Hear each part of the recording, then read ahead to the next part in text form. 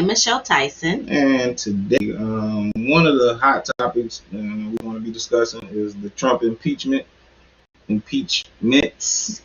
plural. But first, I want to give you guys an update on the state of Michigan's restriction, COVID-19 restrictions, effective actually January 6th, which would be this Saturday. Establishments that's going to remain closed is indoor dining, restaurants. So you still can't eat in, still can't go out to eat and go to restaurants, and workplaces when work can be done from home. I know I work from home, from school, teach, whatever. But I work from home, so the school that I'm working for right now is still remain closed. Nightclubs, still can't go clubbing, y'all. We'll have to hold out on that for a little while.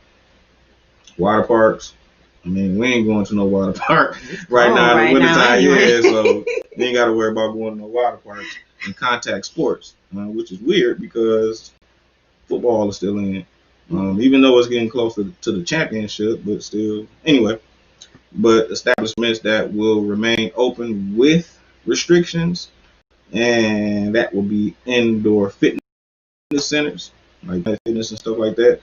Non-contact sports, I'm assuming like basketball, because I think basketball season is about to start back up. Yes, it is. Casinos, I'm assuming you still got to wear your mask in there. Arcades, bingo halls. I know people like to play bingo, but I'm sure you got to go in there with masks on. Gyms, pools, ice rinks, bowling. You can still go. Oh, bowling. Yes, well, bowling back up in. So. Yeah, bowling been up for a minute. So yeah. But theaters, still go to the movie. Yes, I can't wait. Yeah, movie theaters, stadiums and arenas, outdoor dining at restaurants and bars. So you go and eat. But when you eat out, you gotta eat out literally. So retail stores, I'm quite sure you just gotta wear a mask in there. Yeah. Small outdoor gatherings. So if you do have a gathering, you have to be outdoors, and it's limited to 25 people. And you guys still have to wear masks. You still gotta wear your mask. Even though things are opening up, we still have to be mindful of others, and keep their hand sanitizer and practicing social distancing. Just because things are opening up, don't underestimate the COVID virus. And take it for granted. Yes, because the second strand is actually killing more kids than anything and hospitalizing them also. Mm-hmm. So we want to make sure that we are being very, very safe as far as our gatherings and as far as things that's opening up, period. Let's take it, if you don't believe in the COVID, be mindful for somebody else that does. Who does believe so just let's keep practicing social distancing, and let's make sure we're wearing those masks, most definitely. Okay. And let's see what else. Hair salons, barbershops, so you can still go get your hair done, haircut. I'm quite sure you probably gotta have a mask on still. Mm-hmm. Preschool through 12th grade at the district's discretion. So I know some schools are going half and half. Yeah. Some schools are going on strictly online. It kind of varies depending on what school district you live in or the kids attending. But in other views, I also want to cover some. Remember, I don't know if you guys remember. What was the governor before Whitney? Snyder. Yes. Yeah, Governor Snyder, Eugene Snyder, something like that. Anyway, he's about to get charged for that Flint water crisis that happened back in 14-15.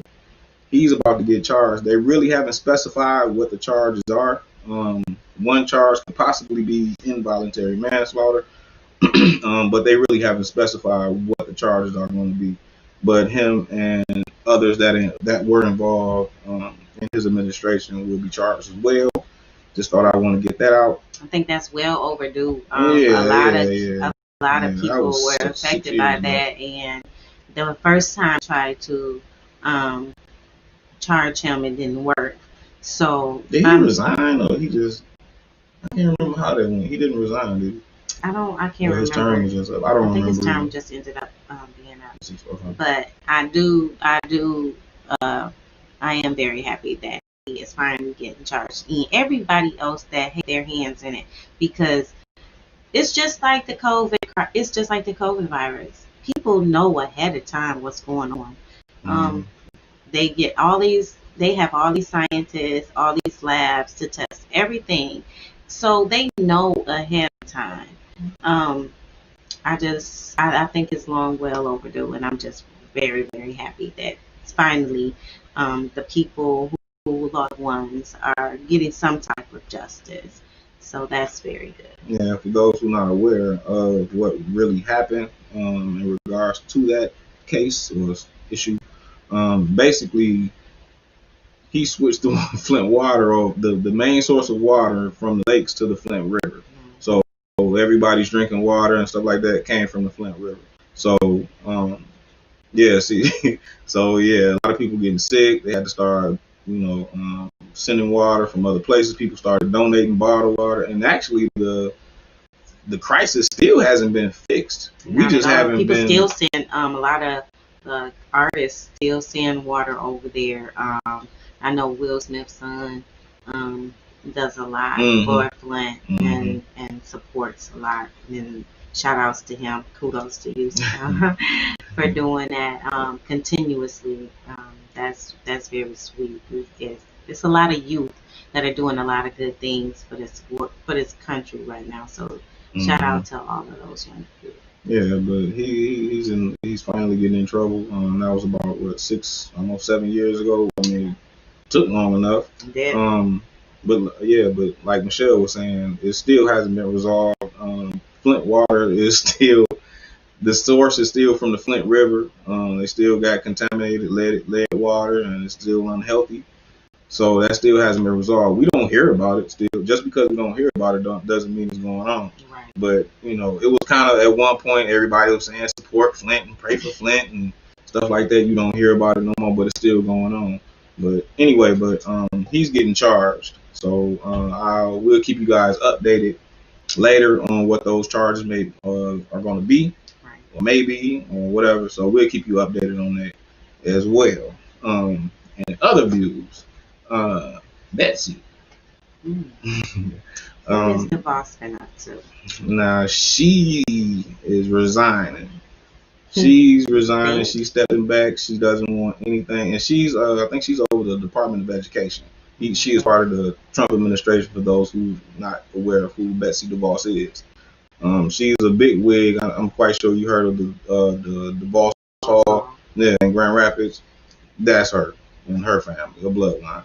But anyway, she's resigned from her position from the Trump administration because she also blames Trump for his role in this Capitol invasion. So she's stepping back. She's another one amongst many others that's stepping away. It's a lot of them. Yeah, it's a lot of them that's stepping back. They don't want nothing to do with it. So and he deserves it, So I have a really, really, really strong feeling that this inauguration, I don't know what, but it's something. When this inauguration comes for elect Joe Biden to get sworn in, it's something. I don't know. It seems like Trump still got something up his sleeve. I can't put my finger on it, but I don't put nothing past him now, because never. Yeah, if he can impose a whole rebellion against his own country, I don't put nothing past him. So for this inauguration, because I think when they invaded the capital, the nation's capital, were they certifying Biden, or it was something they were doing, or something about the votes, or something? They were counting the votes. They were finalizing the count, or something like that. Okay, yeah. So this inauguration, I'm not gonna put nothing past Trump. No, because he already has something planned for that day to kind of intercede in the inauguration process, but he can't stop the inauguration process. It's going to happen regardless. They got troops on deck, I think. Oh yeah, they're pretty armed this time, and I think they kind of weeded out everybody that had something to do inside with not protecting the people that was inside the building. So I hope that they continuously get everybody that was inside, because it definitely was an inside job. Oh, yeah. And I hope they really got everybody that had who had taken part of that actually. Even down to Trump. As soon as Biden gets inaugurated that Wednesday, they will be in processing and planning how to go about his impeachment process. They have to figure out how long the trial is going to be, when they want the trial to be, and then they also have to figure out whether or not all of the Republicans that were on his side, are they going to, be held accountable, or are they going to, actually help them make it easy for them to impeach him? Because some people still don't want him impeached. They're like, okay, we're not going to impeach him. Let's just have him mark away until he never get in politics again. No, let's throw the book at him like he would do anybody else. He don't mind throwing a book at nobody else. Like, what you going to the? He's still trying to do something with the wall. So thing about that. Okay, that's just like, and I'm sorry, I mean to cut you off, but that's just like the football player Colin Kaepernick. When he did a kneel, all he did was kneel, and Trump said, "Look, anybody that's disrespecting that flag, he made a call to all the owners of the NFL. Now, whoever take a knee, fire those sons of."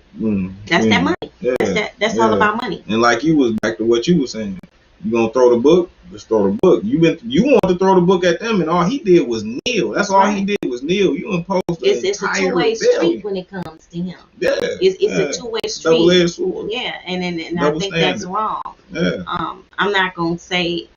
I hear people say that's that white privilege. I'm not gonna say that because I know plenty of well-to-do people who are white and they are privileged, but they don't act like Donald Trump.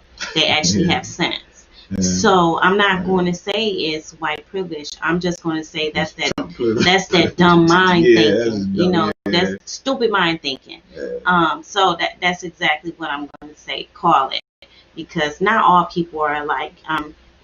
But when you are able to do the things that Trump has done and get away with it for such a long time, you got to kind of wonder, what did he really stir up?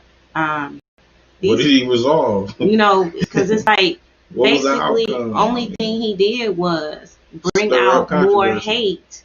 He brought out the hate in people, that was actually with inside he just shined the light on. Yeah, he shined the light on it. He made him seem like it's okay to say, I don't like you because you're a Democrat, or because you're black, or because you're Mexican.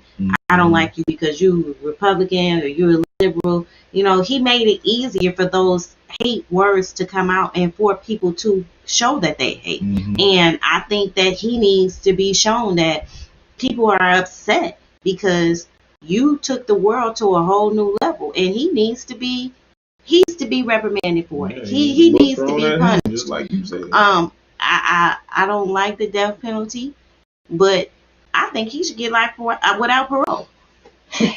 Honestly, because when you stir up the world the way he has stirred up the world, there is no excuse at all whatsoever. So impeachment, throw the book at him, put him under the jail. I mean, honestly, and everybody else that had any partake in what went on in Congress and what's going on at the rest of these capitals. We shouldn't have to sit up here and have every capital armed right now because of threats. And all because y'all did not like the outcome. That's the crazy part about it. It's all because we all voted. It was all legal. Everybody spoke. And when everybody spoke, that it was a problem. It becomes a problem. For years and years and years, not everyone has spoken in the voting process. You have people who long time, and now people are no longer being silenced. They are being convinced to get up and get out here and get involved and get active. And you know what that reminds me of? On May 2nd, 1967, the Black Panther Party, they didn't invade the Capitol. They peacefully went into the Capitol. It wasn't the nation's capital; it was the state capital of California. They went in there armed. It was May 2nd, 1962. They went in armed. They made it to the assembly chamber. They spoke in mind. They tried to stop them. They tried to stop them from coming in with guns and everything like that. But I mean, they were so on point with their laws and what their rights were and stuff like that. So you know how they were. They was Article 15 and states that the man can bear arms and da da da. And as long as as long as their guns and weapons weren't concealed legally, they can come into a public place or be in public with armed. And they also stated that they came in peace, which they did. They didn't force their way in. They just went in peacefully. Of course, at the end of the day, they were after they left, and you can look it up. After they left the Capitol and stated their piece, they were pulled over by the police. Because of course, you already know that was gonna happen. Y'all ain't gonna get away scot-free. Yeah, they made a wrong turn, and the police pulled them over. And then you see a bunch of, a carload of black people with a whole bunch of guns. Of course, So they were arrested briefly, shortly. They didn't have them detained for too long. But anyway, they looked into, they did all the background checks on them. Their weapons checked out, everything was legal, and they had to hand their weapons back over. The police had to give the Panthers their weapons back and, release them. But, once that was all over with, you best believe they wouldn't change them laws back. Saying that Definitely. Y'all can't do that no more. Yes. That'll never happen again. Because, I bet you, come on, man. It's a pack of black people dressed in all black with leather coats on, with rifles and guns. But you gotta remember something though. It's a big difference between that invasion of the Capitol. Yeah. It was big difference. Trump, big difference. Domestic terrorist army that went and deliberately, dismantled the Capitol. So that's the big difference. They went in peaceful. And I get so upset every time I see somebody say it was a peaceful protest. It was only a peaceful protest to you because they didn't shoot anybody. The police really... It was no violence. It wasn't no violence. At least not a lot of violence. And because they basically weren't black. Because I guarantee you, if they had been black, it wouldn't have been called a peaceful protest. That was not a peaceful protest. No. That protest was terrible. I mean, I see everybody, everybody with common sense. We all say, it's just no words for it. And I know I heard Whoopi Goldberg say it was not a peaceful protest, and it wasn't. It was a domestic terrorist invasion. It was, and that's exactly what it was. And I think people need to call it for what it is. And yes, I cannot wait to see the outcome of number 45. I think he deserves to be outed with every disciplinary action possible to him, because like I said, he has stirred up a lot of built up feelings of hate, and it's going to take a long time for us to heal from it. And that's funny because he's the first president that's been impeached not once, two times in one term. Yeah, that's crazy right there. Yeah, that's historical. So I hope this shows everybody, we really need to rethink how we vote, who we put in charge of our world, because we can't go out like this again. This was totally outrageous. His presidency was crazy. Doesn't make it right just because he flashed out some money here and there to the lower income people. Okay, so what? They do that every few years anyway with the stimulus. That's nothing new. So basically, just make sure that we are putting the right people in office from here on out, so we don't have to go through the things that we are going through right now. locally, nationally, wherever. It doesn't matter. Let's just make sure that we take the proper steps to put the people in the right place. I mean, because we can't go out the way we did before. We definitely can't do that. That's the time. That was ridiculous. Yes. Right there. So that was embarrassing. Actually. I'm hoping with this new administration that we have going in, I really hope that they all have the best interests of the American citizens, and I hope they all can be able to work together, Republicans and Democrats. I know it's not a lot of Republicans in there anymore because most of them walking out the door. And to me, if they walk out the door, we didn't need them anyway, because that means they think just like Trump. It's either their way or no way. So they needed to go. So I wish President Biden and Vice President Kamala Harris, I wish them all the best. And we definitely will be watching and making sure that we keep updated and keep you guys updated to what's going on. Speaking of updates. Yes. Speaking of updates, and Political Views have a special virtual event going on celebrating MLK Day this Tuesday. And I am happy to announce that we will be hosting a discussion panel on January the 19th at 4 p.m. I'm so excited about that because we got some heavy hitters coming on. Yes, we do. Yes, and it's getting heavier and heavier. Oh gosh, yes, I'm so super excited for this. So January 19th, this Tuesday, January 19th at 4 p.m. we will be discussing how do we begin to racially heal. Yeah. So make sure you guys tune in. Just to give you a few names that we have coming to be guests as our panelists. We do have the Secretary of State of Michigan, Jocelyn Benson, coming. I'm super excited for that. Thank you for coming on and giving your wonderful insight on MLK Day for National Healing Day. Senior pastor of Eula Baptist Church, Pastor James Williams. Yes. Real excited about having him on as well. And also we will be having the newly elected Judge Paula Baker Mathis. Honorable. I'm so sorry.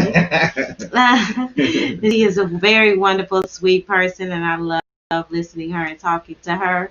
So we also have her coming aboard. Then we also have Kelly Kitchen. Yes. That's my girl. Love her to death. Wonderful councilman. She has the heart of her community on her heart at all times. Yes, she does. Real excited to hear what she has to say. Yes. And then we also have the Muskegon Heights City Manager, Mr. Troy Bell, who will be chiming in with us also. Yeah, I'm excited about Troy too. Yes, Mr.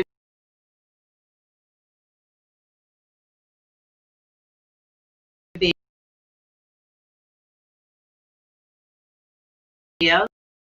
And